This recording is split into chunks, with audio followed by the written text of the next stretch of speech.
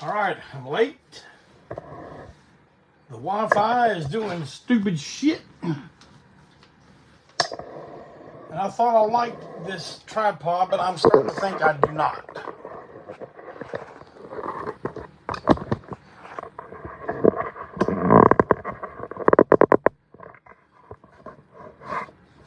Oh boy.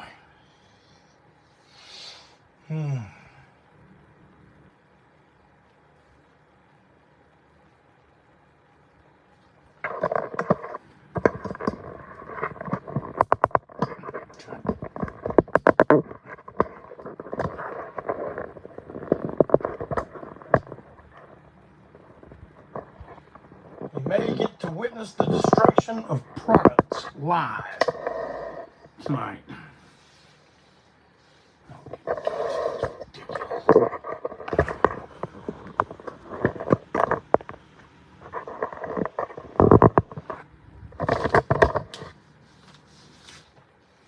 So that's going to have to do it. Because I am done with it. Here I am.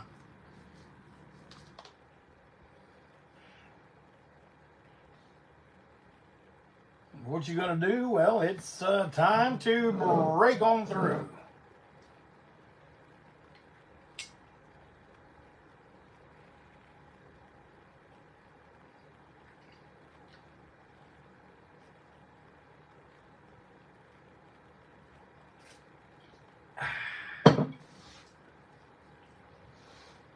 It's some good old hibiscus tea. Not yet the hibiscus tea coming from Clintonzilla, Kentucky. But we are drinking the chamomile tea direct from Clintonzilla, Kentucky, everyone's favorite Kentucky town.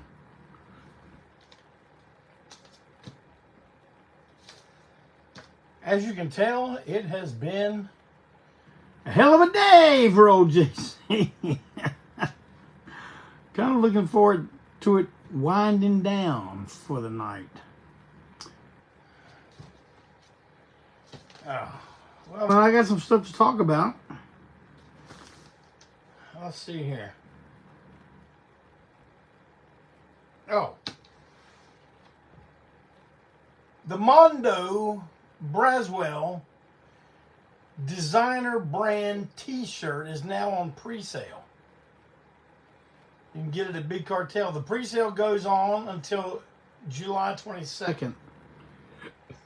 Now, I'm pretty sure I'm going to have to explain this again, but a pre-sale means we sell from, when did I start? The 5th until the 22nd. At the 22nd, I see how many have sold. I then give that number to the screen printer. In this case, it's my brother at Aardvark Screen Printing in Raleigh, North Carolina. He then prints them for me, sends them to me, I send them to you. No overstock, no dead stock, just whoever buys, that's who gets. I know some people have brought up, damn, Jeff Clayton, you don't have Bojangles on there like the one Bono made you at the Ground Zero show. Yeah, you're right. We don't, because let me explain something to you. Bojangles is a company name. Companies hire lawyers. Now, the world is very, very, very small now, thanks to social media and the internet. What if, Gertrude Bojangle happens to be scrolling on Facebook and she sees a shirt with Bojangle? I'm going to call Cousin Jim and tell him this guy's selling Bojangles t-shirt. Well, Cousin Jim just happens to be a regional manager of all Mecklenburg County. And he calls corporate office. Someone's selling shirts with our name on it. Well, those lawyers they keep on retainer? Okay, somebody's going to work today. Oh, yeah. Hey, lawyer boy, you need to get on out there and stop this whole Bojangles t-shirt up. It's lined up with these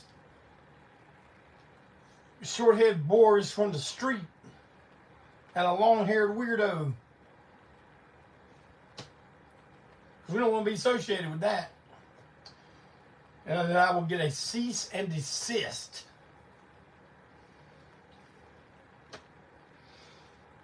But if you just say liver mush is something. It's like chicken. It's like hibiscus tea. It's something. No one owns the word liver mush, because liver mush is something that's made. And it's also very regional. Rick, Dale, liver mush, Antiseen, man. If that shirt don't say Charlotte, North Carolina, I don't know what does. At least old Charlotte, North Carolina. I'm not even going to go into what it would say today if we were representing today's North Carolina. Because I am just in the right kind of crappy mood to go off on a tangent. So let's not have that.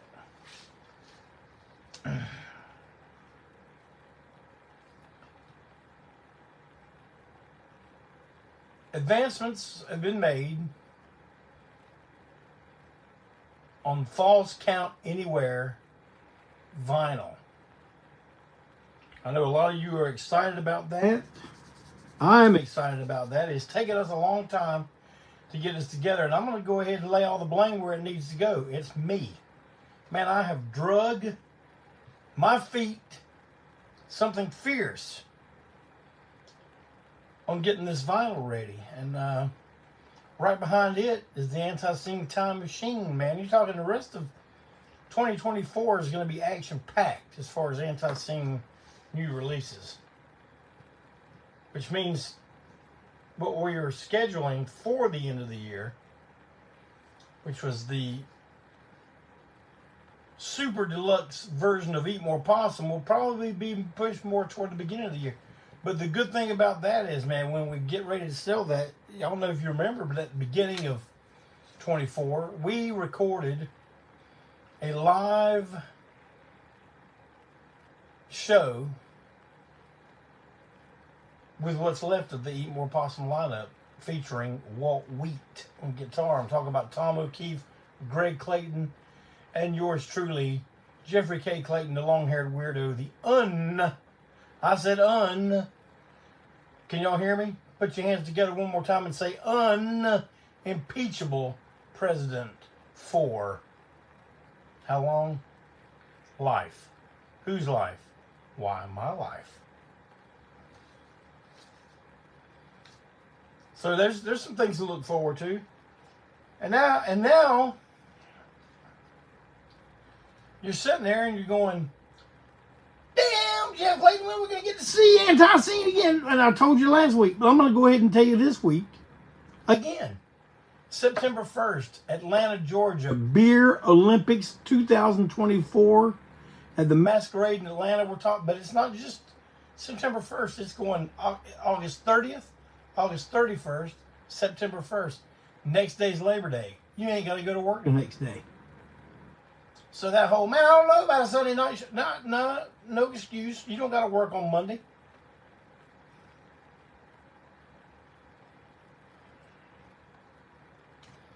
Beer Olympics, man. Antiseen and Anti-Heroes in the same night. Back to back. The bill is stacked. Get a ticket. Get it now. Man, I'm just about sold out of the Antiseen I Hate God cassette split. Full-length cassette. Live. Now I've got a few, but Malcolm Tent is restocking me as we speak. Matter of fact, Malcolm Tent is probably watching Break On Through, peeling a big old piece of tape, taping my box closed. So, don't worry. If you order, I mean, I got enough to take care of the orders for the rest of the week. So, if you want to order tonight, by all means, order tonight. And I don't know if you saw my post about my G.G. Allen sale. All 3 versions of the Murder Junkies album that I have in my possession, which is the 2018 reissue with brown vinyl, colored poster, vinyl sticker. The 2021 Dumpster Dive Juice vinyl with an alternate photo on the front. And the Spanish. No, it's not us singing the songs in Spanish. It is a Spanish pressing of that very record. But it only has the tracks from the original New Rose, not with the spoken word, just the music. And it's about to run out of print. So I got a deal. We can get all 3 of them for $40. And I'm only running that to the end of July. And if you say, well, Dan, I got 2 of them, only need 1. They're all on sale right now for $15 each. So jump on. Get down on it. Get down on it.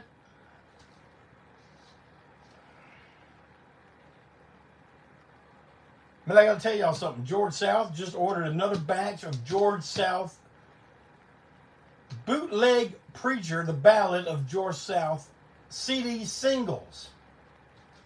Man, he's been selling those things like hot cakes. Hot cakes and cold drinks. He's been selling them. He now has in his possession a small stack of False Count Anywhere on CD. That you will also be able to get those at his gimmick table.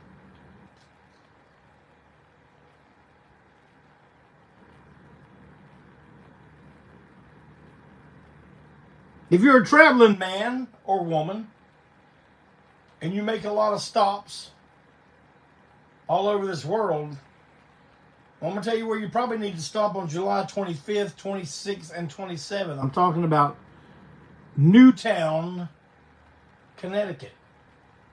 Danbury, Connecticut. That area. Probably need to stop. Malcolm Tent is having his farewell to Connecticut clearance sale. But don't be fooled by that word clearance now. You ain't going to get 400 albums for $1.50. No. He's just got stuff he needs to get out of the way so he can make his move clear. It's not a road show. He's setting up for 3 days in that area. If you want to benefit from Malcolm Tent taking care of a little of his hoarding problem, then find yourself in Newtown, Connecticut at the end of July. Maybe there's a Tent Talks Tunes tomorrow. There wasn't one last week because he was too busy, man. He's working long and hard getting this thing ready now.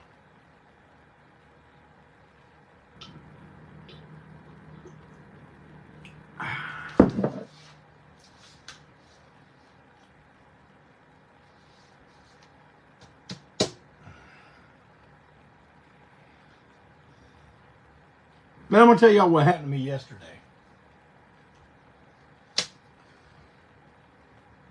My brother-in-law and my sister-in-law came to town. They were buying a file cabinet. One of these wooden file cabinets from someone off of Facebook Marketplace. So they came up here and my brother-in-law, Wayne, he and I agreed to be the ones to drive the van to go pick up said filing cabinet. And we were meeting the seller at the Trader Joe's on Ray Road. Well, there was a nice little strip of shade down there between the CVS and Starbucks. And we're down there, we're waiting. We call my sister-in-law or text her to find out. We called her to find out what this person's going to be driving and do they know what we're in. And she said, well, it looks like it's going to be 6:30 now. I mean, this was 5:30. And we're like, oh, let's look at Wayne and say, well, it looks like we're here for an hour. He looked over to Starbucks and says, hey, man, let's go in there and get some coffee. I'm like, I don't know if they have coffee. But I don't know if any of y'all seen the episode of Sopranos where Paulie goes into the Starbucks trying to order coffee. That's pretty much what it was like, man. I'll tell you. We walk in and I look up and see fresh brewed roast. And I said, hey, we want 2 grande fresh brewed roast. Well, then Wayne told her the same thing, and she does this. Do you want a frappuccino or espresso? And I looked at Wayne and I said, man, I can't hear her. He's like, no, I can't either. So we both leaned in. What was that? Do you want espresso or cappuccino? Or we said, man, we just want coffee. Just coffee. Well, we have these over here. Oh, man, I'm squinting in, trying to look. And then Wayne just goes, do you got Brazilian roast? And she goes, well, this is the closest thing we have right here. Yeah, 2 of those. And she goes, oh, you want 2 as well? I said, no, we just want 2. 1 for him, 1 for me. Oh, okay. You want cream and sugar? Yeah, both. How much sugar? And I said, are you talking about packs? I usually don't eat sugar, but I wasn't going to dare try to give her to give me some stevia. But chances are they probably had it. But I said, yeah, just 2. And Wayne goes, yeah, 2's fine. And she's like, well, how much cream? I said, just make it light brown. Make the coffee light brown.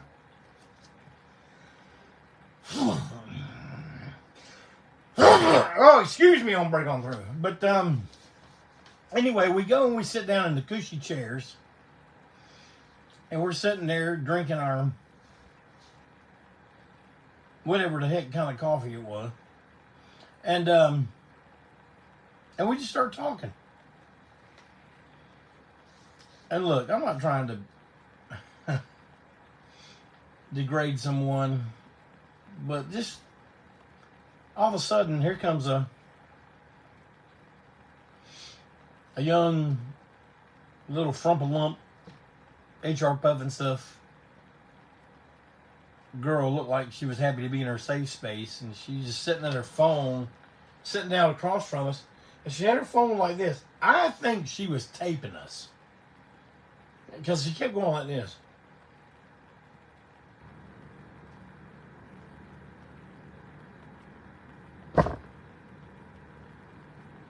And so we turned it on even more. Man, I've never seen so many liquor bottles go flying through the air when I saw AC/DC with Bon Scott at Charlotte Coliseum.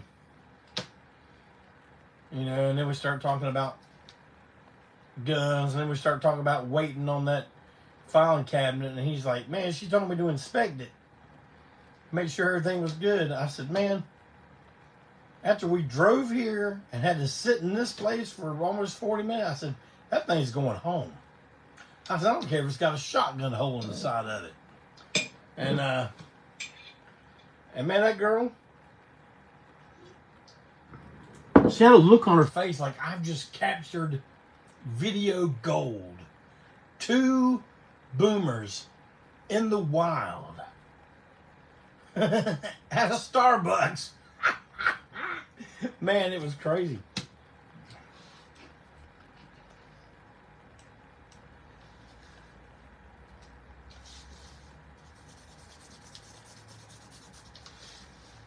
Now I do got a top 10 for tonight, and I don't know. I'm thinking I may have done this one before, but man, we're talking about over 3 years worth of episodes. And if I did do, I mean, I'm not patient enough to research it. Clinton Zilla is. He's watched every single episode. I'm sure Callie Hellstrom has too. But I asked Clintonzilla if I ever did this. He says, you've mentioned them, but you never did a top 10. So I'm going to do it today. Someone wrote me, and I'm sorry I didn't write your name down, but you wrote me, you gave me a direct message this week and said, hey, what's your top 10 horror comics? And I do have top 10 horror comics. And if I did do this before, I guarantee you my list is will probably be almost identical. Now, I'm going to tell you this as no surprise. All my favorites are from the 70s. Ready? Everybody ready? Here goes. Number 10. It's a tie.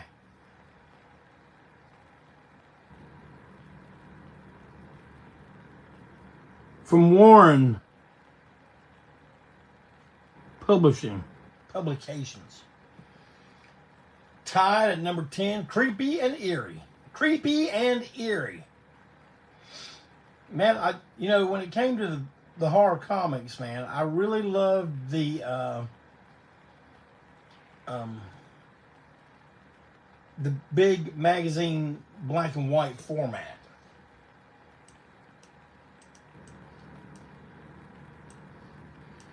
So is anyone still there? No one's commented in 11 minutes. And let me hit the refresh, see what we got going on here. I might have just messed everything up. No, I didn't. Okay, good.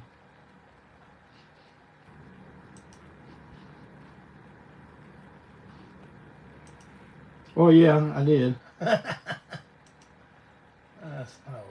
shit, man, I really messed up now. All right, here we go. I'm back. I'm back in the saddle again. Oh, yeah, see, a bunch of y'all have commented, and I wasn't seeing it, man. Yeah, see, a bunch of you commented.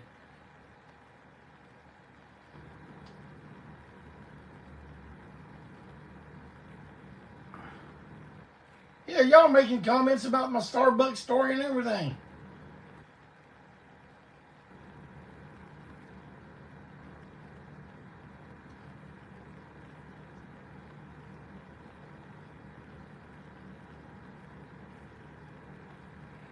All right, well, there we are. Well, I'm glad y'all are here. Anyway, number 9. From those glorious comic books that did not go by the comics code.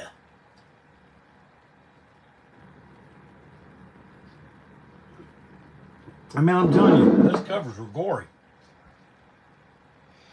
The comics were gory, but they were in black and white. And I just remember my favorite of the group was called Witch's Tales. Now, one thing I didn't understand now about Witch's Tales. All right. We see a dank dungeon lit up. There's some kind of strange creature holding someone's head in one hand and a severed arm in the other. Blood all over the place.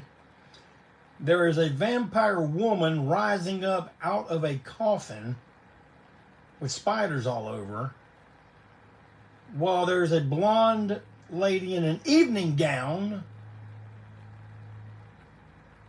over here with hands reaching out from the ground to grab her. Now, how did we even get in that situation? That's what I'm wondering. I'm in an evening gown and heels and got my jewelry on. I'm going to go walk in this this old castle or something, you know, and go into the basement and see what's down there. It always seemed to be lit up. Like, who pays the power bill on that? I'm guessing you could say, oh, well, there was candles. Who lit the candles? Where'd they get the matches? See, that's the stuff you think about when you get older. When you're a kid, you're looking like, oh, man, look at that head. Oh, no. Oh, God, that's so great.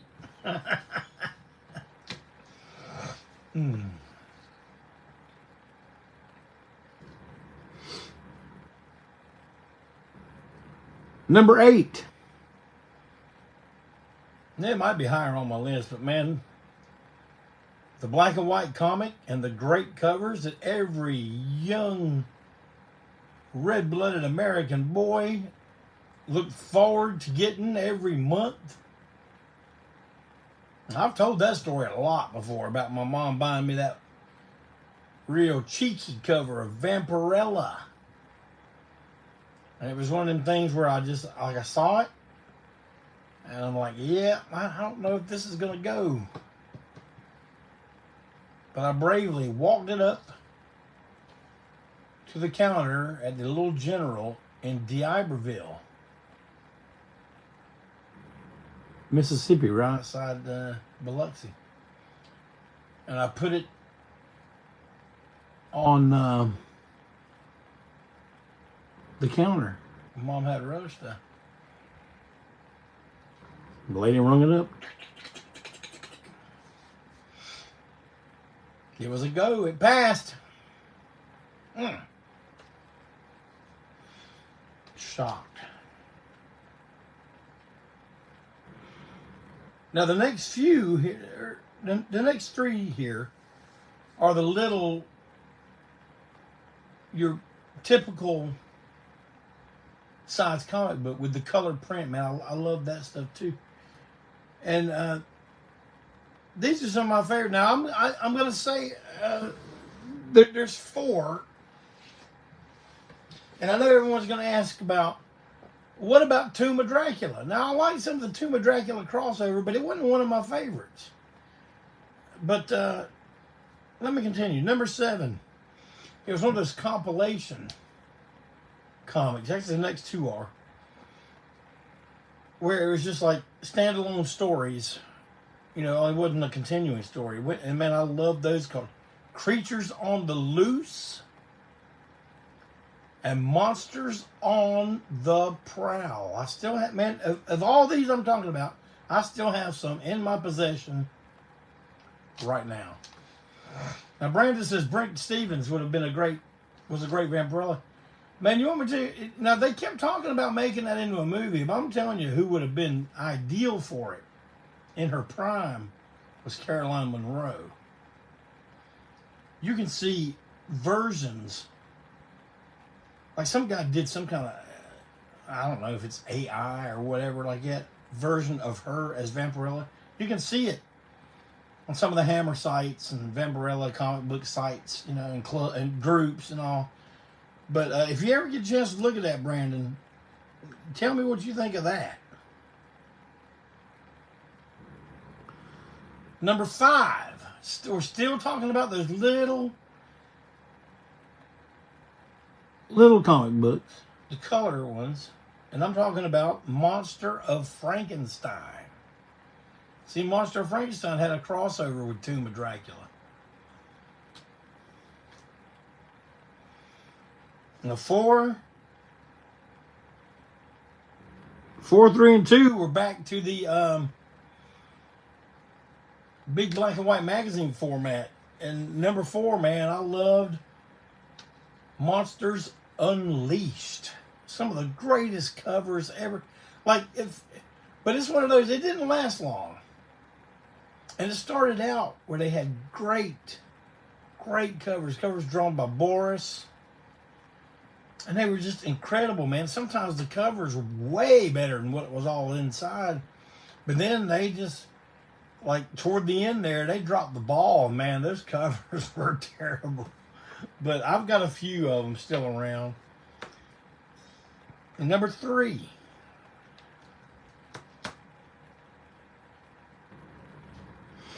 And this all had to do mainly with one character. Which also, when I give you the title of number 3, I'm going to tell you there's little subdivisions. Because they featured this character. I'm talking about one and only the living vampire Morbius. I loved Vampire Tales. Vampire Tales. Now, Morbius also appeared in, Haunt of Fear? And, of course, Spider-Man. But, man, I loved Vampire Tales now.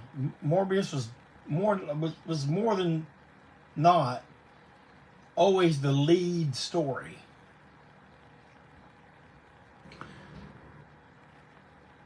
And I've got number 1 and 2 written right here, but I'm switching them because it's really a close call. But I'm going to move my number 1 on this list to number 2, and it is one of the smaller color comics, and it's one of my all-time favorites. I have a bunch of them. I don't have them all. I think Eddie Ford has them all. I'm talking about the one and the only Werewolf by Night. Matter of fact, I got the Disney Channel long enough to watch Werewolf by Night, and then I canceled it again. Love it, love it, love it. But my all-time favorite, my number 1, and I have every issue of these still to this day. Simon Garth, Tales of the Zombie. Oh, yeah! I ain't lying to you. That's my favorite. That's my favorite horror comic of all time. Can you dig where I'm coming from? I think you can. I really think you can.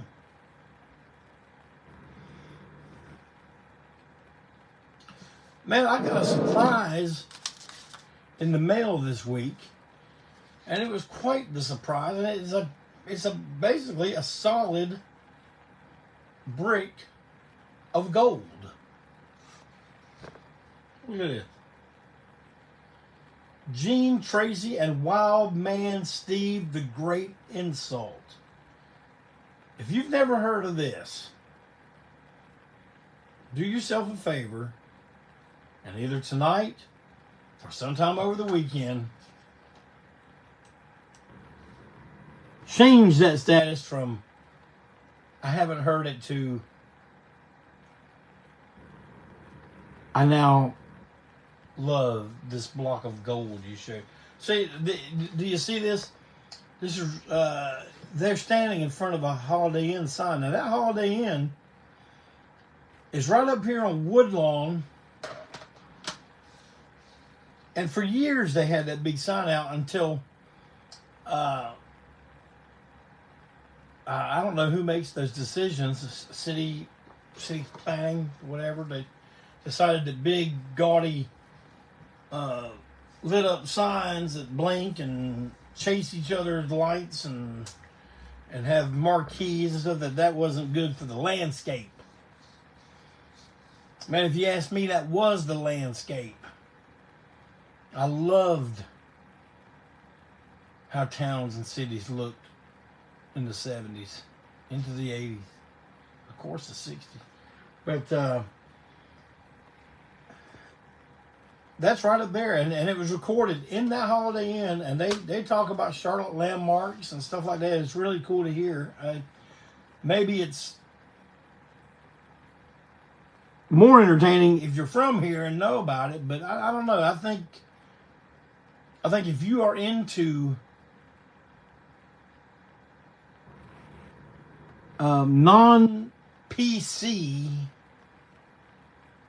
comedy, you will love this. Now, I'm going to tell you something right now. This right here would have never made it today.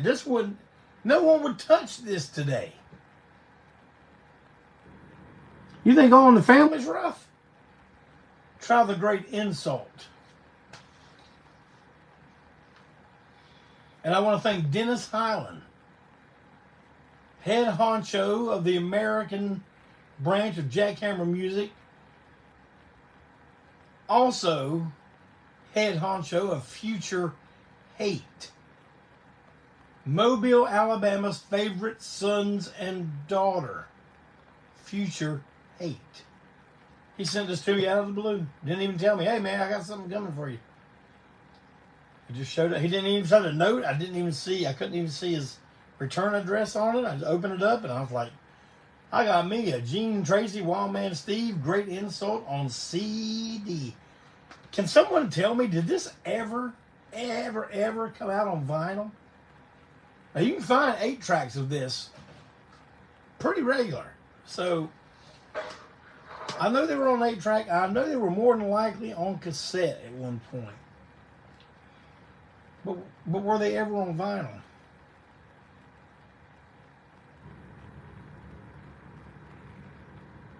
I don't know. Let's investigate. Let's get a copy on vinyl. Malcolm 10, I wonder if this stuff is public domain. So we probably couldn't find a pressing plant that would even press it nowadays. We ain't pressing that for you there, Hoss.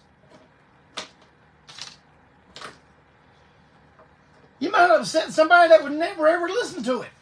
We can't have that. Oh boy.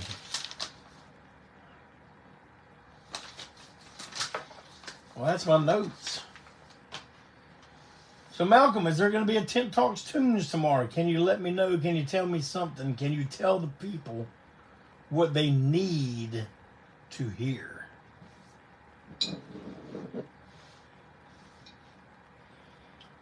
Well, Callie, your dad would play that in the tape deck of the log truck. Now, there's a memory.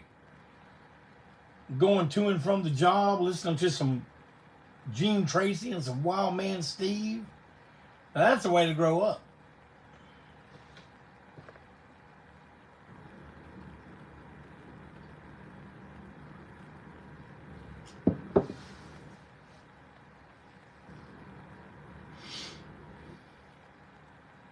Jerry Clower, too. Yeah, good stuff. See, I had a bunch of my uncles, a couple of my uncles were truck drivers. And when the families would get together, you know,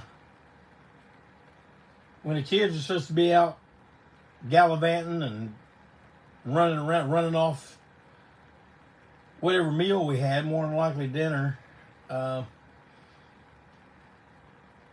you walk in and catch the men listening to this stuff on the 8-track. And man, when my dad laughed at something he thought was funny, man, you could hear him down the street. And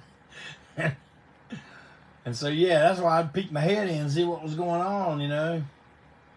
I used to listen to Brother Dave Gardner.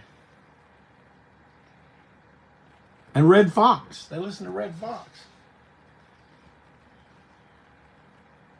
So Malcolm confirms that there will be a Tent Talks Tunes tomorrow night at 7 p.m. on the Malcolm Tent Facebook page. Now, folks, listen, y'all direct message me, you email me, you messenger me. You tell me some stuff you want to hear about. If you want to know my top 10 about something, you want to know my opinion about something. Now, you know, I almost did a top 10, and I think I may have done this before, about songs I hate or artists I just cannot stand. But I don't like to do that, you know. I don't like to put out that and sit around like, you know, I'm sitting there with my arms crossed. Oh, this doesn't meet my standard. You know, I don't like to do that. But that came from a conversation I had early this morning. 4:45, 5 a.m. with my good pal Jeff Williams, man. he meant to call me yesterday, and I'm riding down the road. I'm flirting with disaster, and all of a sudden, on my oldie station, Slip Sliding Away came on. Now, I don't like Paul Simon. So I said, you know what? Jeff didn't call me yesterday. I'm going to turn this Paul Simon down and talk to old Jeff Williams. So the first bit of our conversation was some good Paul Simon bashing. And we threw Art Garfunkel in there for good measure. But I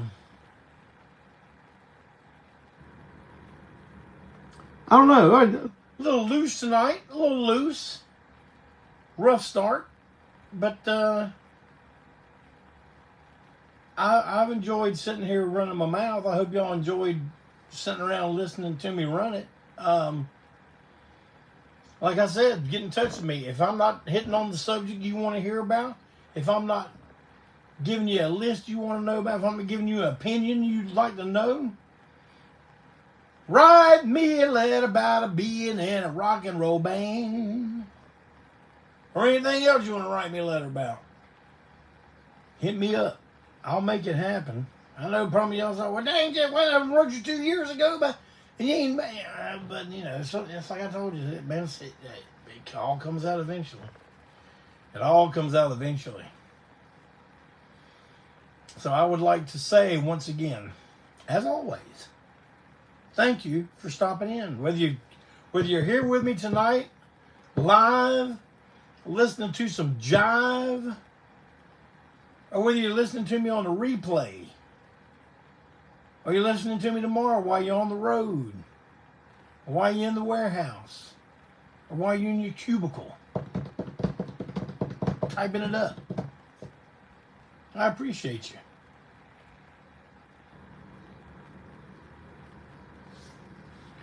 Let me see. Somebody asked me something. I think Clinton Zilla asked me, what do I think about Jeff Foxworthy? Man, I didn't really, when he was happening and big, I didn't think that was all that funny. But I don't know. I've heard him do some stuff, and like James just pointed out, outside of the "you might be a redneck" stuff, he is pretty funny. You know, some of the stuff is pretty funny. So yeah, I'd have to say I give Foxworthy a thumbs up. But thank you. And man, I hope y'all have a great rest of your week. I hope you have a fantastic weekend. And man, I look forward to seeing y'all right back here next Tuesday here on Break On Through. Don't forget to join Malcolm Tent tomorrow night at 7 p.m. on the Malcolm Tent Facebook page, as he will talk tunes or anything else that pops in his mind. All right? Well, everybody, take care. Thank you. Bless you. Have a great one.